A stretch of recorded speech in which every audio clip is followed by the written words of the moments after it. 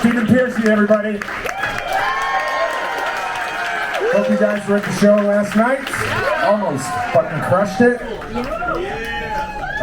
What's going on? I am awake, believe it or not. So, I'm going to try something a little different here with Stephen, and hopefully it works. So please roll with us here. It's a crapshoot. Yeah, okay. I got no idea if this is going to work or not. But here's the idea. This is based on a show that I did for years at Sirius XM. And I used to call it the soundtrack of my life. And basically the idea is I've asked Stephen to pick 3 songs. Not just, oh wow, that was one of my fucking love that driving in my car. Not that.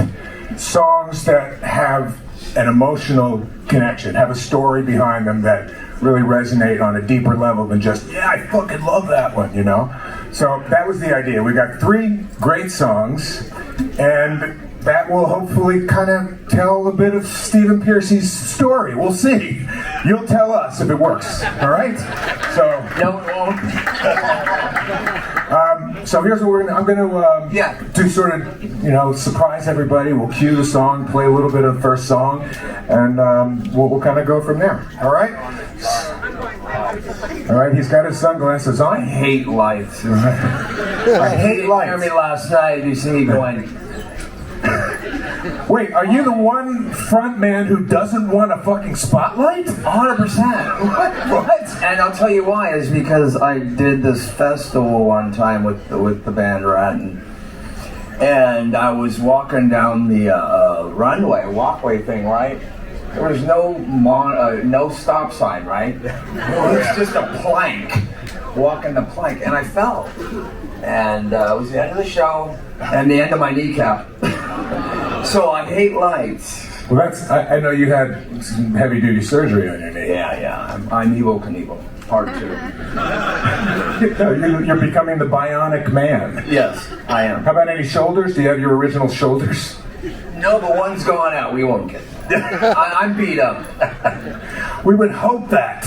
That's what we want from Stephen Pearcy from Ratt. We want him to be fucking beat up. Hard ass. Well, I'll tell you what, my manager, Marshall Burrell, told us a long time ago, he goes, rock and roll is a dangerous occupation. And it is. Believe me. It ain't fun and games. So, here we go. We'll play the first song. I asked him, as I said, for 3. This is the first one that Stephen picked. I only wanna be by your side. Have to have a little bit of Eddie in there. So, clearly, you really got me the amazing Van Halen cover from their first album. Why did you pick that song? What does that song mean to you? Oh, God. Well...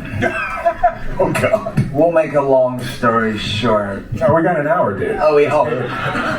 Thanks, Mark. I love looking at you guys, so let me look at you first. Let's go. Yes. I never get this close to you people. It's cool. Okay. When was the first time you heard that song? Was at the Whiskey in 1978, seeing the mighty Van Halen. But they weren't signed yet. I went there. It's in my first book, second one on the way. But I'm from LA, and I moved to San Diego because I was besides my mother getting remarried, and I was off as a pit crew guy with a drag race team coming home from Indiana. So anyway, I end up in San Diego. So a friend of mine, guitar player guys, and I really wasn't into hardcore playing quite then because I had this bad accident and started playing guitar. But a friend of mine kept going, you gotta see this band called Van Halen in LA. They're playing Rivalries, right? I'm like, okay. I'll try to see them, okay. And he was relentless. And then, sure enough, I went, okay, I'm gonna go see this band. I know how they do it. You go backstage and you hope to see one of the band guys, girls take another route there. Maybe some guys, I don't know, but not me. But So I go, fuck it, okay. So I get a pocket full of joints, and I drive myself up to the Whiskey A Go-Go. And I park right there near the old Mötley apartment, or on, I forget the street. What's that street? Clark. And anyway, so I fucking wait there, and I'm sitting there, I go, I kind of know what they look like, okay. And granted, I'm up here from San Diego. I didn't know if I was driving home or what, right? So anyway, I'm like, and I see Dave, and I know it's got to be somebody in the band, right? Yo! So he's walking up the steps, and I just yelled, hey, you want to smoke a joint? Right? Yeah, man. And Dave's like, yeah, wow, okay, shoot me out. And we're getting all fucked up, and I go, I want to hang with this guy. I want to meet the guitar player. I was into guitars and old amps and shit. So anyway, I'm in. So I'm in the Whiskey, and I've never been there. And it was their, I believe, their first or second time playing there. They weren't quite yet signed, although they probably, I don't know. That's a touchy one. By the way, when Ed and I ended up becoming really good friends, and we never really talked about music. You know, it wasn't like, what did you talk about? This, or we talked about Race cars? Life. That was good. Anyway, so I'm at the Whiskey, and I'm like, fuck this guy. I'm almost stoned already. Dave, shoot it about. So I go find Ed, and he's in there doing his thing, right?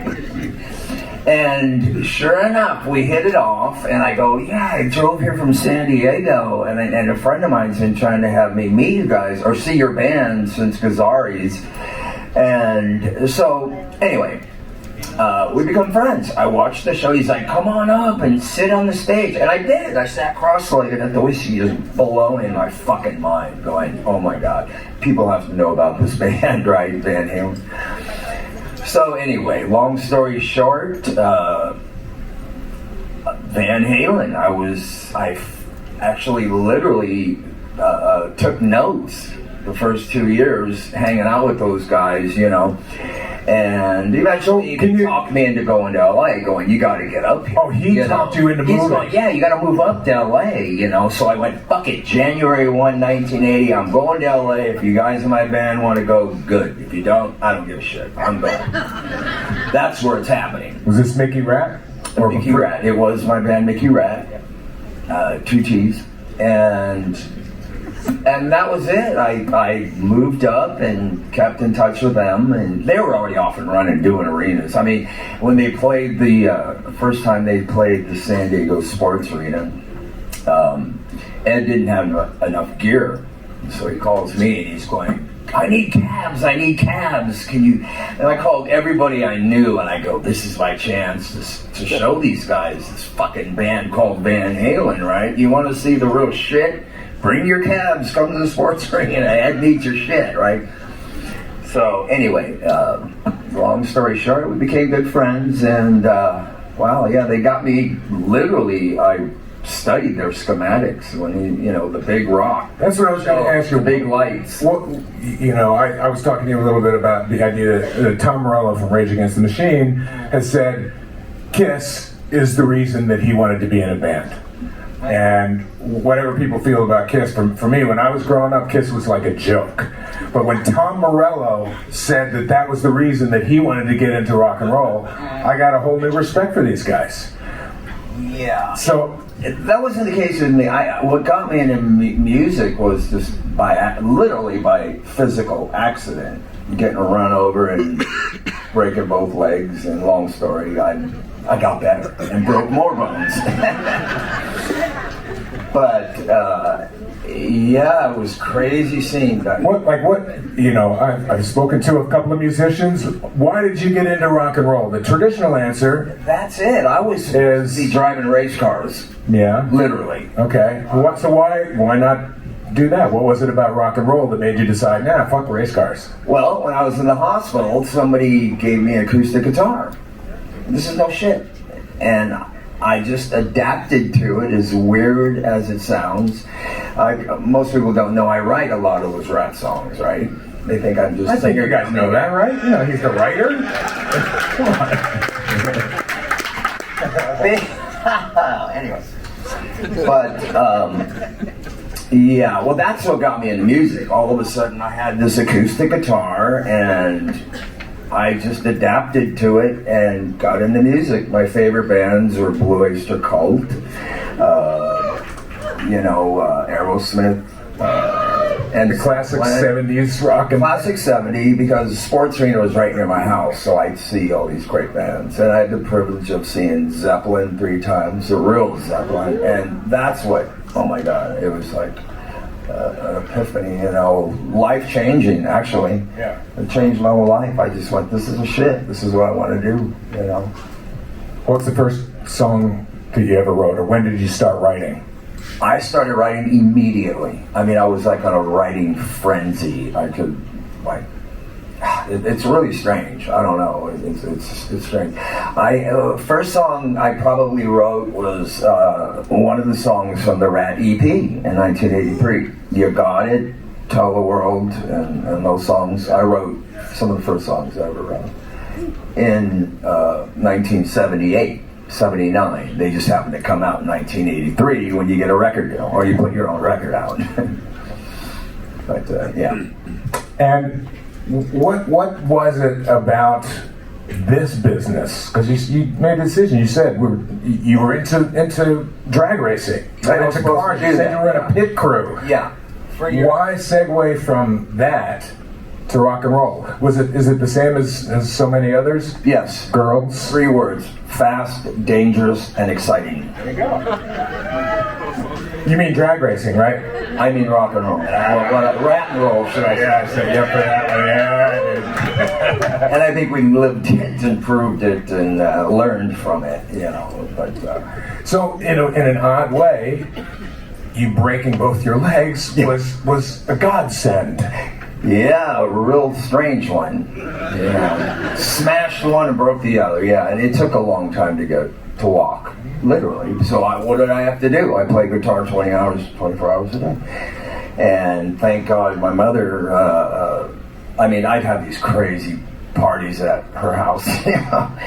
She would just leave and let me do whatever I want. Oh, go ahead, play your guitar, have your band play, and I charge $1 a head to get into a keg party, that kind of stuff. You guys do that? Keg parties in the backyard? Right? That's where the places of Van Halen started out playing. Exactly. I never went to those. I hear they were notorious. I met them at a certain time. And I gotta tell you, the first time seeing Van Halen in '78, if any of you guys had that opportunity, it is pretty fucked up. I mean, it's just like, what the fuck? I mean, they were an arena band in a club. That's how insane and good they were back then. I mean, Brother Ed.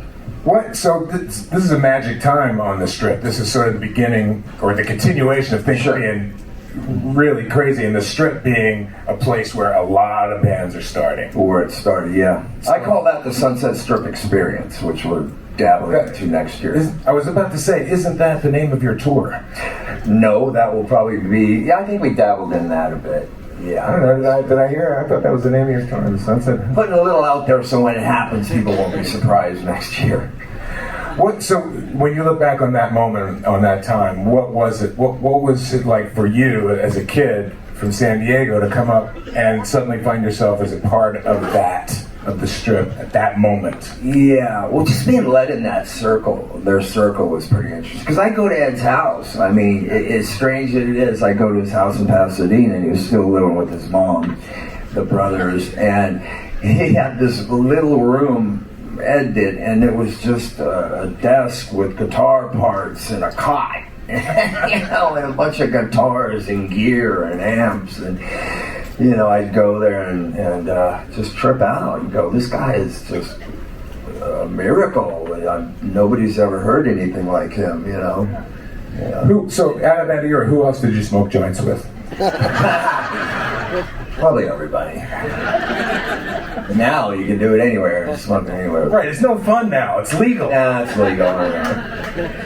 Legal things aren't fun. So, but that moment, I'm curious about your take as a kid coming up, not being a part of the scene, but landing in that scene. Mm-hmm. What was it for you? It was Well, the Where were fact you that- living? Who were you living on your own? What was that? Like? No, I was, when I decided to make the move after watching them for 2 years, 78, 79, and then 79, Ed was like, why aren't you living up here? And I said, I used to live there. Well, you ain't going to get signed in San Diego. So my whole thing was just getting up there, setting the time, and we were right there in the beginning of it all. I mean, the skinny tires were on their way out, the new wave guys, and Van Halen is really responsible. Besides Quiet Riot, early Quiet Riot with Randy Rhoads. Quiet Riot, a band called Snow, which Carlos Cavazzo from Quiet Riot was in. There were all these other bands, a band called The Orange, and I'd go up and see them, And then I started bringing my friends, like Robin and I weren't in a band together, but we hung out, played guitar, and smoked. But I'd bring them all up there and introduce them to this band, Van Halen, and they'd go back and oh my God. And it just, tell a friend. So what, you had a band in San Diego, Yeah. Mickey Ratt. Mickey Ratt. You come to LA, With Mickey Ratt. and first gig, My first gig, oh my God, probably, I was hustling. Yeah. I was like manager, I was everything. I had to go to the clubs and all this stuff and say, hey, let me in. They're like, good luck, I want to play. And I kept remembering Gazzari's, right? Yeah. Well, I just followed Van Halen's schematic. Play Gazzari's, get to the whiskey, and it worked. With a lot of hard work. well, with a lot of hard work indeed. But you guys, you're among the architects of that sound. I will- Van Halen is first, but Yeah, I won't take all the credit, but yeah, we were kicking in the door first. the guitar, the way the guitar style that Robin had, Warren, huh? and Warren. That's what I mean. The two, and that sort of chuck it, Double guitar attack, all Yeah. Aerosmith. Yeah. That's what I wanted because I was playing rhythm guitar and singing in Mickey Ratt up until Jakey Lee was in Mickey Ratt, and that was 1981. But yeah, I was rhythm guitar guy and everything, and I went, no, I want a 2-guitar band. I like Aerosmith, or I like that setup, and still have it to this day. So you mentioned the skinny tie bands were on the way out. Late 70s in New York was pretty different than late 70s in LA. Right. Really different scene. Yes. But we've got 2 more songs to play of yours. Oh, yeah. And why don't we do the first of 2 from one artist in particular that I was pretty surprised that Stephen fucking Pearcy from Ratt picked Adam and the Ants? What? I actually picked that particular, it's a cool song. I would never have guessed that this guy was an Adam and the Ants fan, would you? Come on. I picked that particular verse though because I wondered if when you first heard it was one thing. You were professionally you hadn't really gotten going just yet, but That was 81. right, Yeah. and just a couple of years later, it was like, hey, Mr. Pressman, quit asking me about how many times I had sex with who. And your penknife, right? Kill somebody with words. Pen knife, yes, that was clever writing on Marco and Adam. Yeah, Marco, incredible guitar player. Reminds me of Robin. So is that right? Marco Perroni reminds you of Robin's A play? little bit. Besides, they were tall guys. No.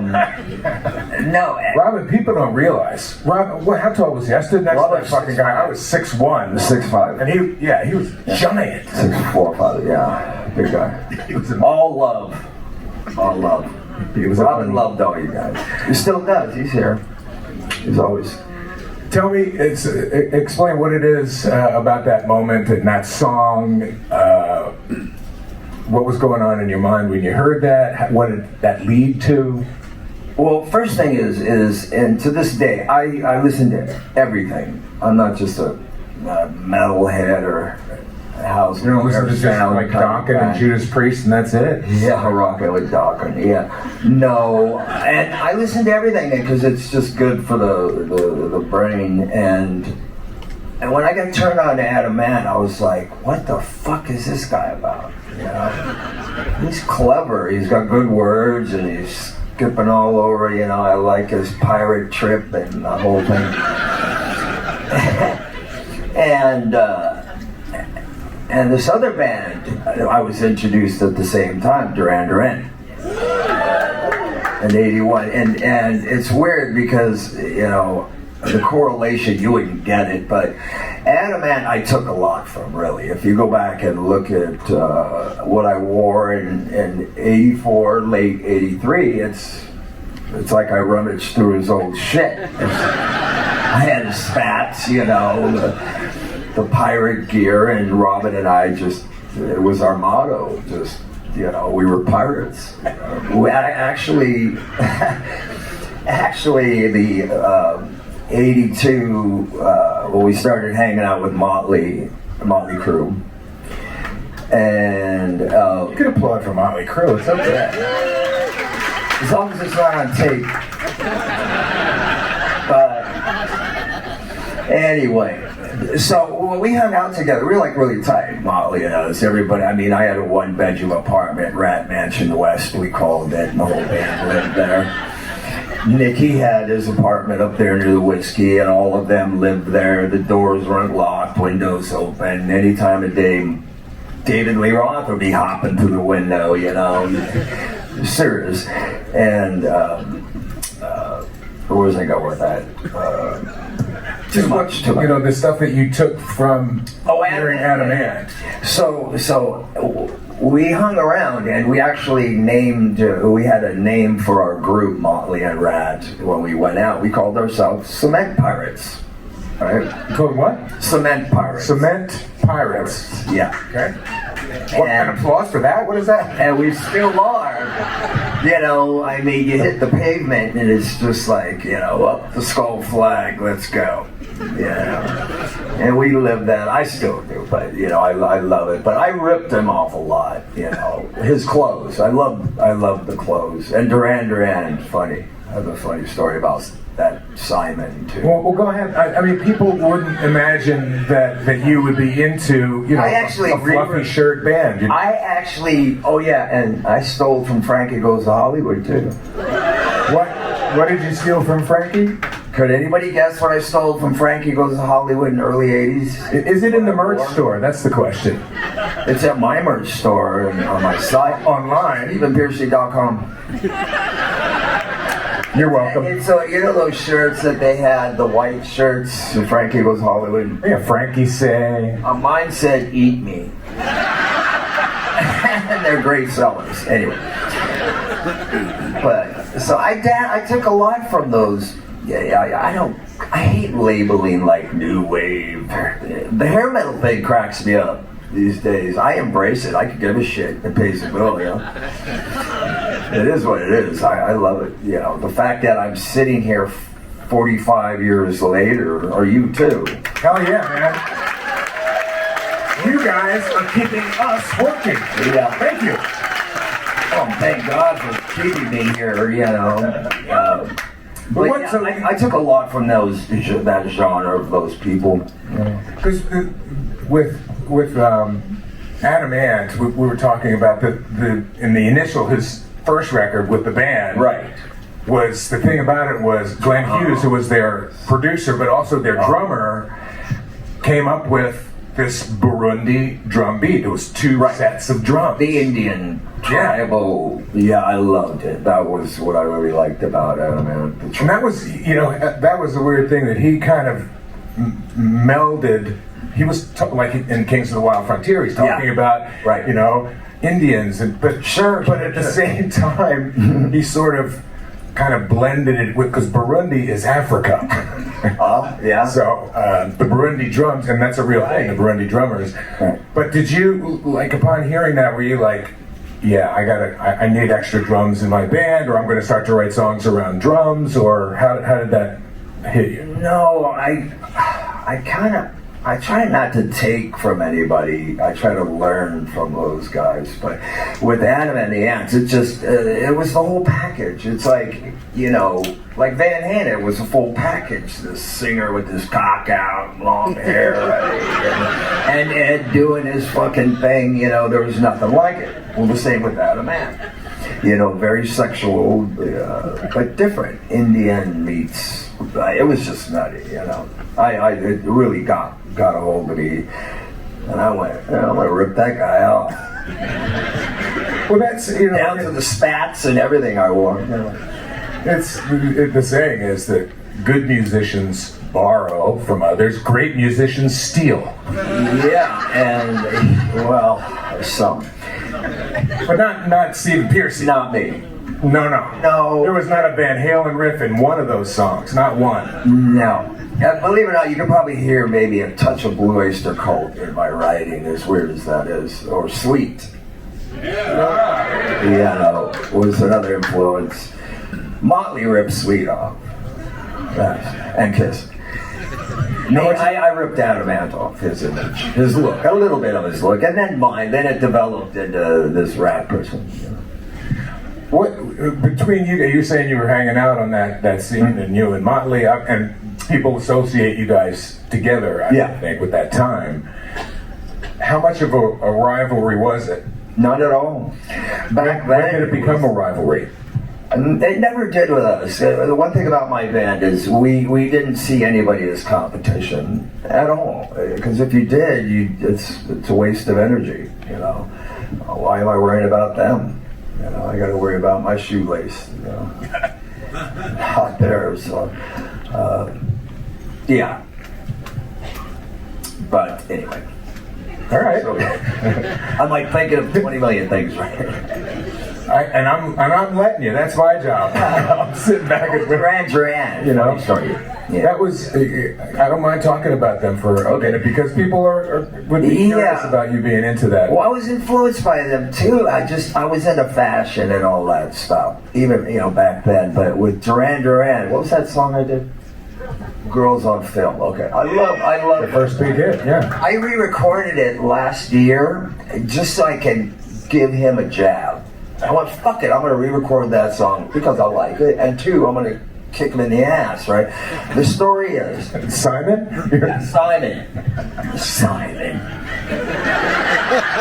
And he got shit for it, too, for giving me shit. But anyway, story goes, maybe Julie was there. Anyway, it was at the Limelight. Remember the Limelight? The club Limelight, New York?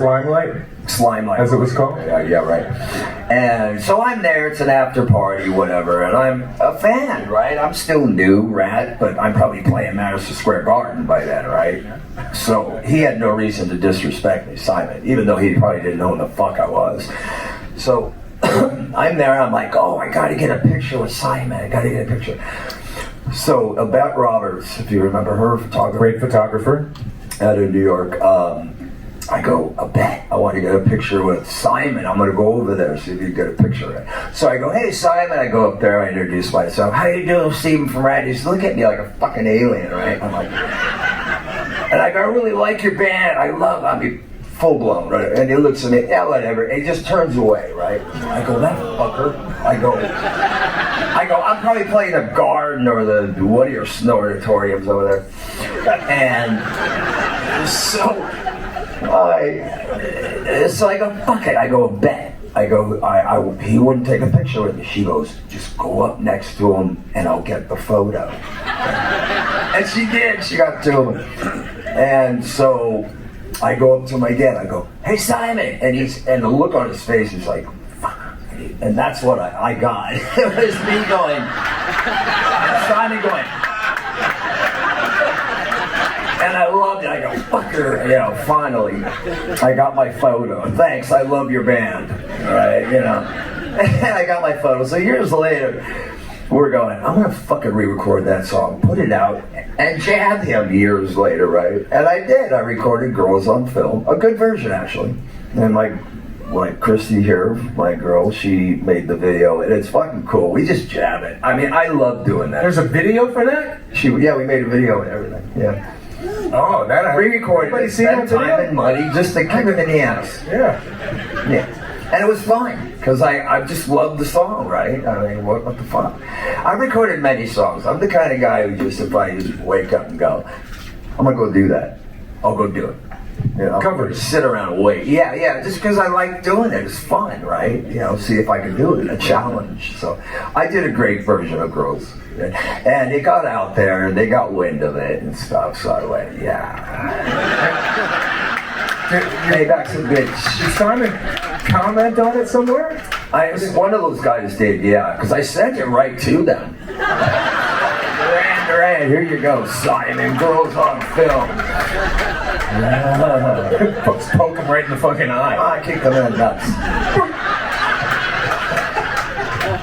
Yeah, I mean, he really blew me off. I was shocked. I was like, does he know I'm playing the Garden tomorrow? Am I that weird? I don't know. I was playing, what's your other place up there in New York?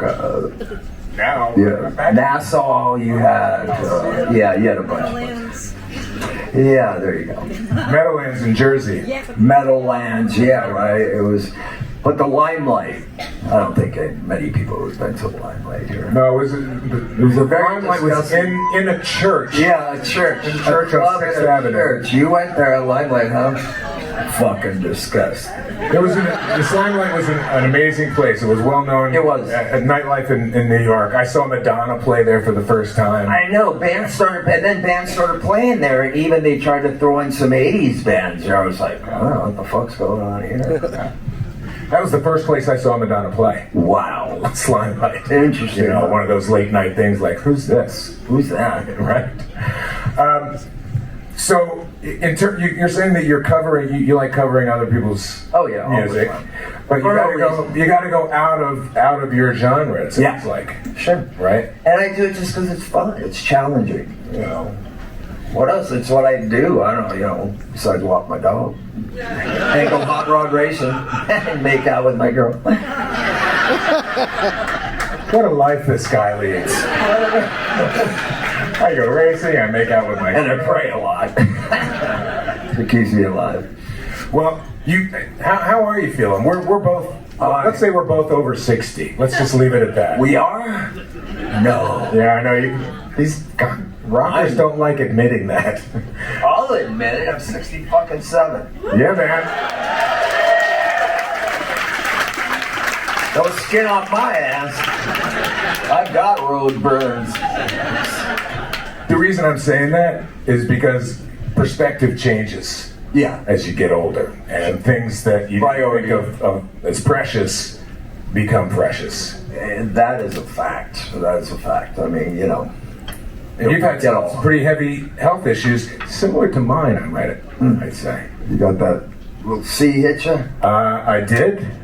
Yeah. You better to show you something. Oh. Yeah, I had a liver transplant. Oh. But you didn't have to. Well, I had surgery. I had cancer, liver cancer. Yeah. Like, you always do. It's just a matter of remission and stuff. Right. And that's the reason I bring that up. I know it's extremely personal, and I'll show you my scar later if you really want. I'll show you my scar. Woohoo! Now we're into that. But what I'm... I have them all over. Knees, this, that, hips. What did that experience coming out on the other side of that and surviving that, how did that change you? What did that do? Well, I gotta tell you, to be honest, my life and everything changed when Robin passed.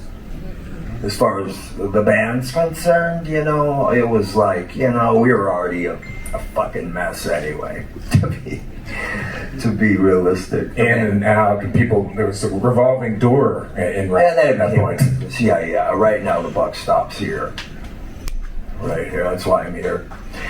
But, well, it's gonna end where it started. I started the band, and it'll die when I tell it to die.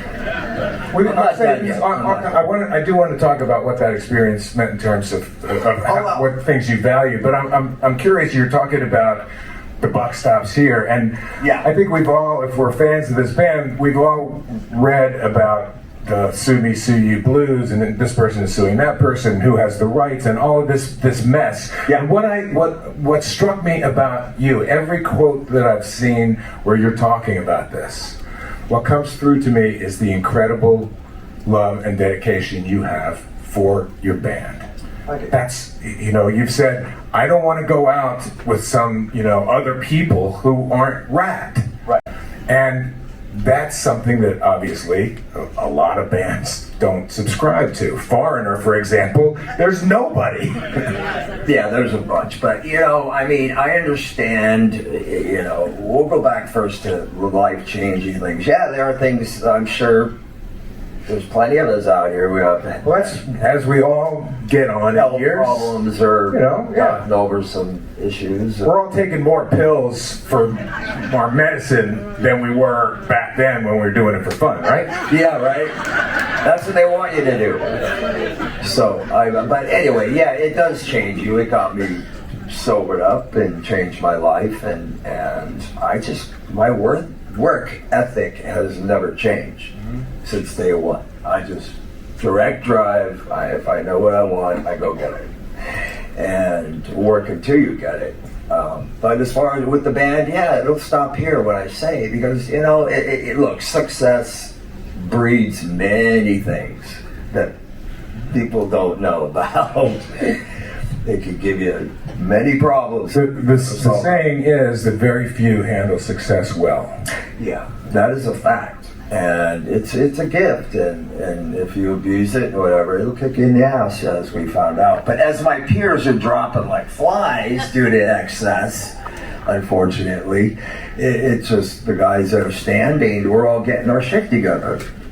Still have a good time. I have a great fucking time. I'll yell at you guys any day of the week.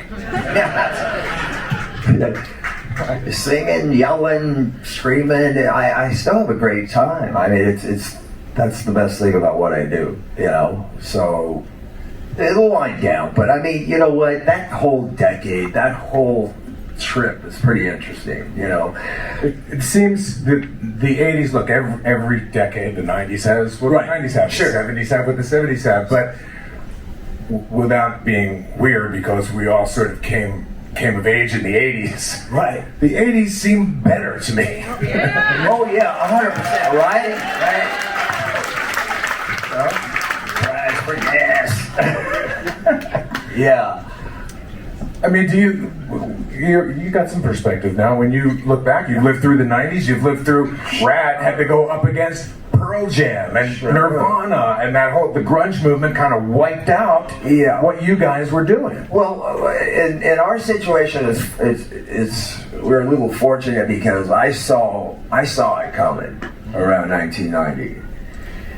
1990, and I said, I'm putting a stop to this because we're all gonna die. If I don't take this Ratt, if I don't park Ratt for a while, we're gonna be dead. And it has a way of taking some people out. But yeah, I stopped, so it was a good thing. And then I started Arcade, another band, and so we kind of cleared away from that Pearl Jam era thing for a while, so it was kind of good. Right, you're one of the artists who has survived it. Yes. Come out on the other side and been able to do this and still have fans, and Yeah, I want to see where those bands are in about 20 more years. I'm curious, Pearl Jam fans are like, yeah, I gotta fucking see Pearl Jam. Real bad. Dude, what about the idea now, if we're talking about comparing past and present? Yeah. What you do and the way that you do it has changed so much since the 80s. And by that I mean you don't make money by selling records anymore. You make money by touring.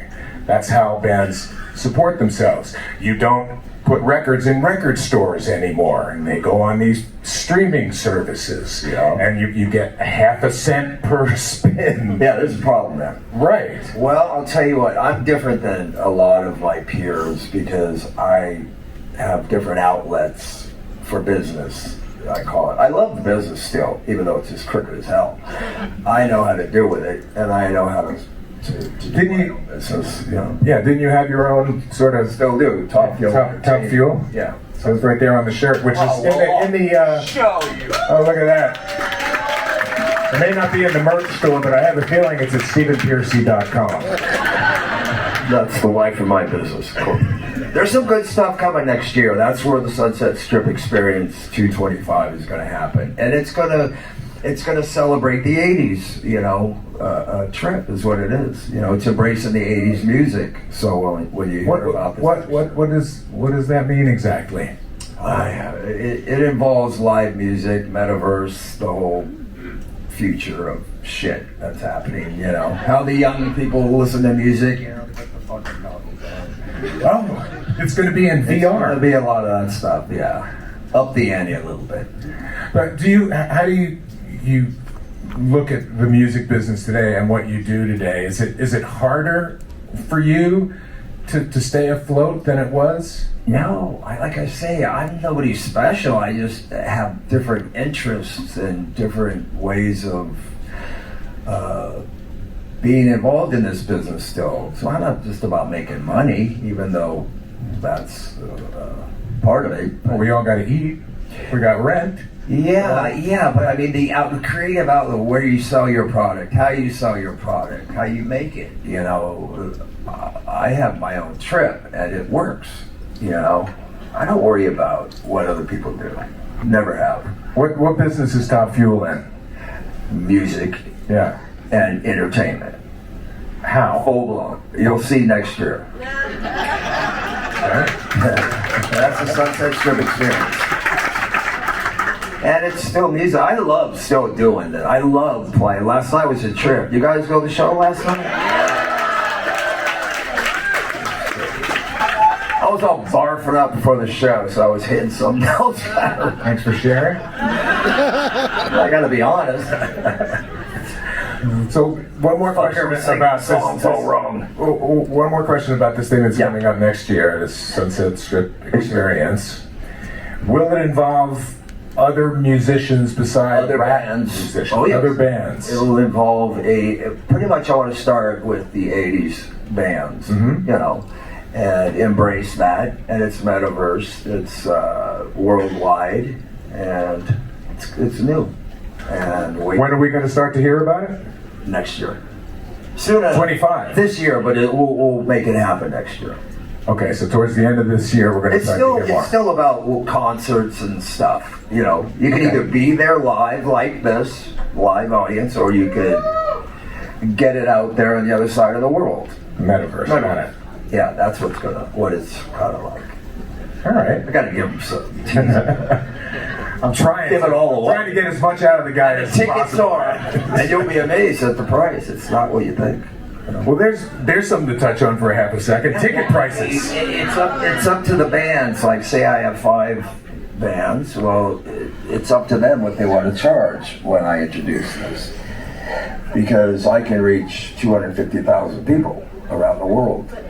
People don't realize, though, when it comes to ticket prices, physical ticket prices, that the bands have control. So if you're paying $5,000 for a ticket, the band is in control of that. Yeah. It doesn't have to be that way. Right.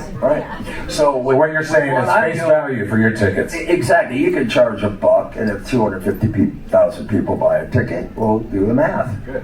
Split it, guys. 5 bands, 4 bands, whatever. It's an interesting thing. I don't want to give too much away. That's good. That's good. 80s bands. 80s bands, Sunset Strip Experience. Yes. I got it. That's all you got it. I don't know if Brett Michaels will be involved or not. But Bert will not be involved. Bert Michaels. With Bert, we've got. Oh, I heard that. Bert Michaels. It just sticks in my head now. You mean Bert? We got one more song that you chose. Yes. All right. So this is actually solo Adamant. Let's give that a listen. We are family. That is the Burundi drums we're talking about. Right. Is that nutty? Kings of the Wild Frontier. Yeah, so that stuff excited me. I mean, Jesus Christ. And that's rock. Yeah. Right? Okay, just a certain delivery. So you picked that particular song. Just those drums, and then the message, right? goes right into it. You know, what the white man did to the Indian. That's the confusing thing to me, that he has sort of blended, wait, we're talking about indigenous people in the United States, but the Burundi drums, and I don't know, he sort of confused everything, I'm not sure. That was his plan. Prince Charming. But so, you picked that song, and it was the drums that got you? Was it something, again, this is before Ratt. Right, before Ratt. Yeah, it was just, the guy's whole trip back then. I mean, he's brilliant, because he's nuts. And he's gonna be on the boat next year. And I want to be here next year if you're gonna go. Fuck yeah. I see a duet happening. I see me and Adam up there just hey oh hey. You're gonna bust out some of that old costumes. I know I would too. Christy, make this. So is that it? The drums, that was what got you on that? Yeah, it was different, you know, because here I'm listening to Zeppelin and Priest, and I mean, I remember Robin turning me on to Judas Priest and me going, what the fuck? Yeah. Listen to this guy, you know. Years later, I get it. He's a fucking amazing singer. But back then, in 81, you know, I was turned on to all this stuff. I was taking it in. Just, I don't know what's going on. Because, like I say, when I moved to LA, it was still Boingo Boingo and the motels and it was a trip, man. I'd be playing like Matamong's East, Matamong's West, all these trips where they're playing. And believe it or not, I would go to play places and they would go, here's your $100, go home. But they didn't want me to play. It was too loud or too something obnoxious. Metamorphosis is actually a Chinese restaurant. It actually is. With all the new wave bands play. Yeah. Huge ones. Huge bands, not just new wave, but it's true. Did you, at that time, you didn't get to travel to England? No. Would you have done that? Of course. Oh yeah. Try to hang out with the guy. Are you serious? Who's that fucking ant? I'm a rat. Where's the ant? And then you like this whole trip. Ant music. Rat music. You know, I just... Was that something that sort of went through your head? Yeah, 100%. Rat music. Rat music. Ant music. Rat music. Rat music. Totally. Are there any pictures of you wearing skinny ties? That's what I want to know. Fuck. I don't know. He loved the music, but he wouldn't dress it. He wouldn't dress like it. I don't know. All I know is when I moved up here, it was a whole to LA, Los Angeles, to Van Halen land. It was crazy. I mean, it was a whole new experience. Everything that we were doing was brand new. You know, the Mötley's, Rats, you know, Striper actually was called Rock's Regime. They were called Rock's Regime. Great White was called Dante Fox. You know, Mickey Rat turned into Rat, Mötley. So it was a whole slew of us. You know, it was pretty bitchin'. It was bitchin'. And you sort of took your, like Van Halen turned you on? Yeah. And you in turn, like you were part of that scene, and you inspired these other bands. Like I said, you are among the architects of that sound. I will wear that badge proudly, Yeah. And do you see bands today who are paying attention to that? The later 80 bands started to emulate the Rats and the Mötleys and the Quiet Riot, whoever was successful. Van Halen especially, come on, every singer had blonde, long, you know, the hair and the, whoa. The guitar player, he had to fucking tap. No, you don't have to tap. Only at taps. Sorry, kids. I hate seeing other guitar players do that. Sorry, guitar players. When you see the best, yeah. So it's interesting that you sort of let us in on some of the other music that we might not believe that Stephen Pearcy would be into. Yeah. What do you listen to today? Say anything and everything. I really heard. Do you listen to like around? So where do you discover music? Anywhere, everywhere. Well, that's not an answer, Stephen. Well, I mean, where do I discover music? Like in the car, on Spotify, on YouTube. That's what I mean. Everywhere, YouTube, the car, whatever. If you're in our car, you're not going to hear hair metal stations. Ain't gonna happen. We like 60s, 70s. Yeah. What? Bob Seger. Okay. Yeah, we listen to all kinds of wacky shit. It's not like 20. No. But do you listen to? Is there bands currently? I understand that. I mean, Actually, in the world of pop, bands are not a thing anymore. No, new bands out there. God, I gotta tell you, somebody saved the business because there ain't much out there, dudes. That's why we like going back, right? Because the shit that's happening now is just. So I'm gonna just toss a couple of bands out there who are getting some attention. I just last week saw Jason Isbell. He was in Drive By Truckers originally, certainly country influence, but I like country. But is Jason Isbell somebody that you listen to these days? Sure. Because I didn't realize what an insane guitarist that guy is until I saw him live. So he's a guy who came from country, he's moving into rock. It seems like country is supplying rock bands. Country is rock. Headed towards 80s rockville, I'd say. Or it already has. The videos and the country music is a trip. And 80s continue to influence pop music. Sure. You know, there's so many times that I hear a new song and I go, oh yeah, that's a really 80s sound. I would say the 80s in general, what I loved about the 80s is like I can go back and maybe find a picture of me talking to Phil Collins, me hanging out with so-and-so. Or you sitting next to Amy Mann at the first VMAs. It's like everybody got along. There was no label. It was Tina Turner, Judas Priest, Ratt, Biz, Scorpions. You had everybody. There was no label. It was fucking cool, right? Nobody gave a shit if it was, oh, I'm gonna go see a hair metal band. we didn't. Is that, back then you wouldn't say that. You just go, I'm going to a concert. All right. Are you gonna go see a hair metal band? So what about Foo Fighters? All right.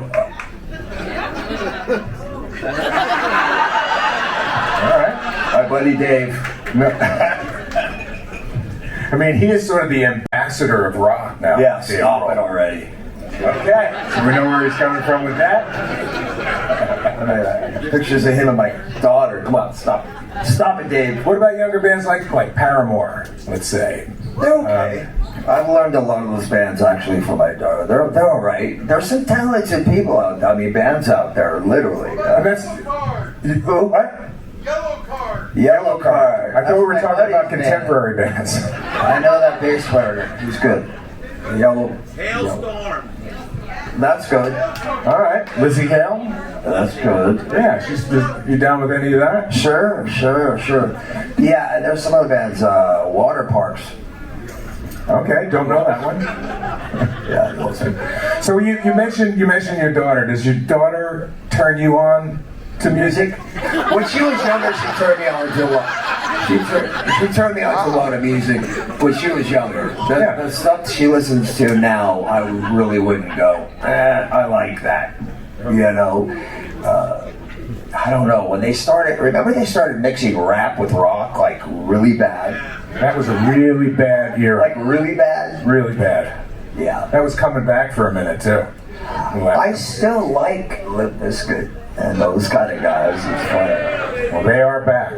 Yeah, and Pantera. Doing the tribute. That's good. Dimebag. My buddy Dime, yeah. I love it. Yeah. There's some good bands.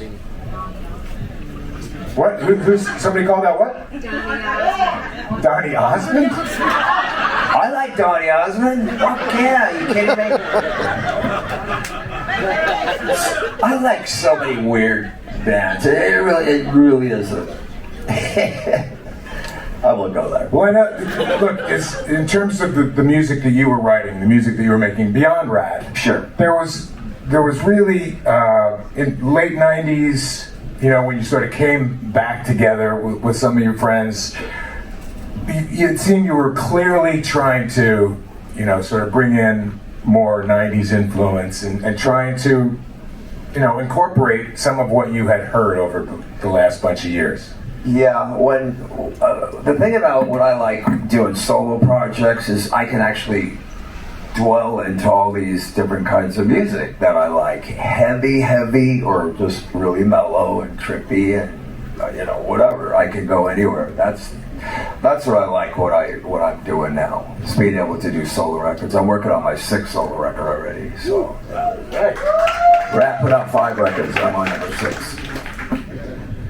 And that's, without sounding crazy, the idea of making an album now for an artist like you is a different proposition than it was in 1986. Sure. How do you define success with a solo album these days? For me, it would be first accomplishing that feat. The fact that you got the album done, Right. and it sounds like you want it to sound. Here it is. I could give a shit if it goes number 1. I could care if it sells trillions of copies. I have a bunch of gold and platinum things anyway. They're pretty enough. I don't even put them up. So just getting the job done. You know, writing the record and going, here's my record. Number 6 is going to be a beautiful day. You know, I don't worry about it. I hope people like it. I'll make videos. I still do what I do. I still do exactly what I did then. But Nothing's changed. in terms of you for yourself, how you gauge success. Yeah. If you're happy with the product, you hand it off, and whatever happens, happens. Yeah. And I have my own independent label and distribution. So, see, I do my own thing, and I saw it coming in 1991, so I was a little ahead of the game. I wasn't caught with my pants down. You were into the internet before the internet was a thing. Kinda. It was just getting going. Well, I think we're going to all be looking forward to this Sunset Strip experience. 2025. Be prepared to enter the metaverse world. And you said you're working on a new solo record. What Solo record number 6. Oh, God, I've written about 30, 40 songs already. Have you put any tracks down yet? Yeah. Yeah. Actually, yes. Except we're in the middle of some things, so taking a little break. But that's coming out. I want to re-release the Ratt EP from 1983. Everybody's been asking about that. It's finally going to get released. It hasn't been released since 1986. Do you own that? Yeah. You do? Now. Outright. Now you do. Yeah. And do you own the Ratt name? That's a big I question. can't discuss, but yes. That's Some one of things I those. can't discuss, but yes. Or is that yet to be decided? I'll let you know. Yeah. No, but things are good. I'm out on the road. We're touring the back of the cellar. Some places I'm playing the record out of the cellar, top to bottom. You're going to hear round and round thirds, so don't get pissed. I said when it's entirety, I meant entirety. Not playing around last because it's this hit thing. So That's a gutsy move. One, to play an entire album, but to play it in the order that it is on the album, because that's not what a concert is. No. And I said, we were talking about doing it, I go, you know, even the band tried it, Ratt, back on the 30th anniversary or something, and it wasn't straight up. Round was last, lay it down, was thrown in there.